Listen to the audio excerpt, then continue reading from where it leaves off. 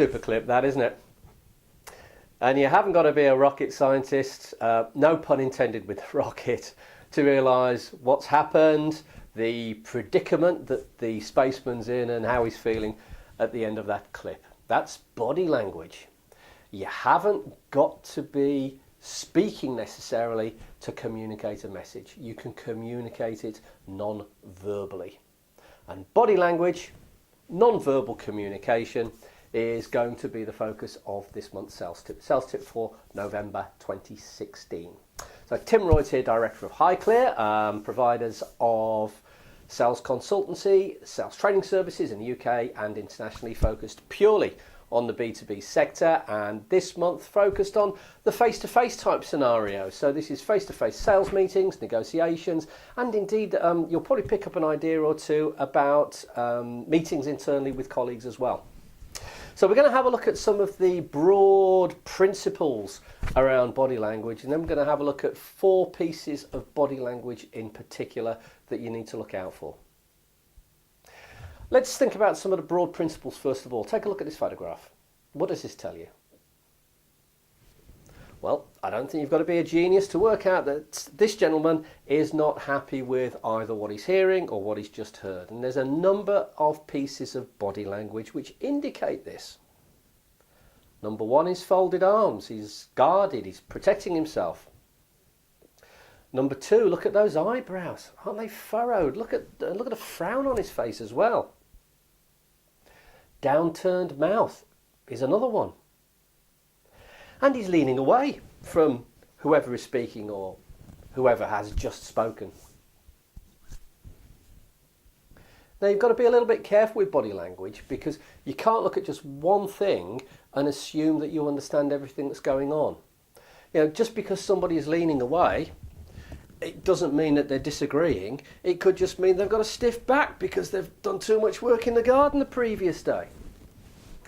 But what is significant is when you see a number of different signals, each of which are communicating the same thing to you. And the textbooks refer to that as a cluster of signals.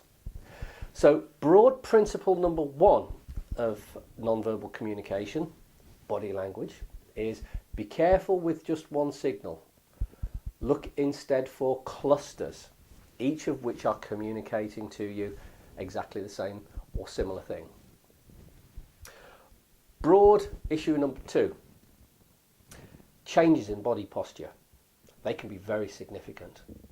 So if you're in a meeting and all of a sudden somebody detaches from you, leans back, that could mean a number of things. If they fold their arms, not so good. If they lean back and they begin to signal their thinking, that shows something as well. But whatever you've said in both of those examples, it indicates that what you've just said, what you've just presented, what's just happened, it's made them think. First example with the folded arms, not so positive. The second one, more positive. Look out for changes in body posture. The opposite, by the way, you know, if somebody has been detached and all of a sudden they lean forward, put their head on one side. Again, it's the change in body posture that's significant here. So in terms of broad principles, look out for clusters, and number 2, look out for changes in body posture. Let's have a look at 4 particular pieces of body language, and let's see what these can mean in a face-to-face scenario. Here's number 1. So you've got somebody here who is quickly rubbing the end of the nose. Here's number 2. You've got somebody here who's speaking, but covering their mouth as they're doing so. Number 3, you've got somebody here quickly touching the edge of their earlobe type area. Number 4, you've got somebody here who is got strong eye contact, but isn't this strong eye contact? It's really strong eye contact. So what do each of these 4 mean? Well, actually, all 4 are sending the same signal, and these signals are true literally globally. They're all indicating that the person is lying. There's a number of reasons we do these things. Let's kind of go in reverse order. We know, first of all, that when you're being honest with people, we tend to have good eye contact with them. When we're lying, and we know, we tend to overcompensate for that, and that tends to come out as quite an aggressive stare. Clear indication that you're lying. When we lie, we feel a little bit stressed, and that causes our adrenaline gland to give a little squirt of adrenaline into our bloodstream. Capillaries constrict, and where the skin cools fastest, we tend to get a feeling of a bit of an itch. And there's three places actually where your skin cools fastest. One is the end of your nose, one is your earlobe, and the other one, by the way, is the back of your neck. So if you see somebody quickly go like that or like that, it's an indication that what they've just said isn't exactly 100% accurate, shall we say, being diplomatic. And the other thing is, if we're hiding something that we are lying about, then no, I think this sales tip is really good.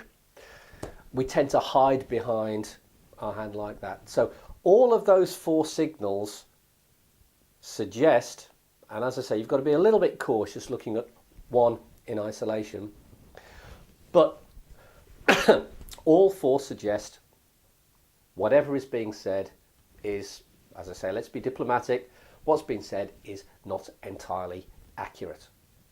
Now, these are really important signals if you think about it when you're in a face-to-face meeting, and particularly in a negotiation. Because if you have a customer in a tough negotiation who turns around to you and says, look, I'm not happy with the price right now, there's a competitor we're looking at.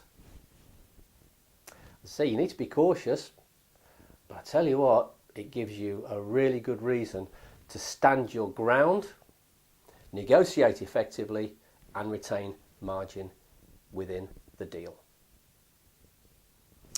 If you want to do a little bit more reading around the subject, that's a great book by Alan and Barbara Pease, The Definitive Book of Body Language. Pick it up easily on Amazon. Lots of pictures in there, lots of drawings, lots of humour, but that doesn't mean it's not got great content. It has. Super book. And indeed, if you are a fan of YouTube, just do a search for Alan Pease, that's P-E-A-S-E on YouTube, and there's lots of his video clips from seminars that he's conducted there as well. So there we go. The tip for this month, two broad principles about body language. Look out for clusters, look out for changes in body posture, and four pieces of body language to look out for that could indicate people are being, as we say diplomatically, economical with the truth. Look forward to seeing you next month.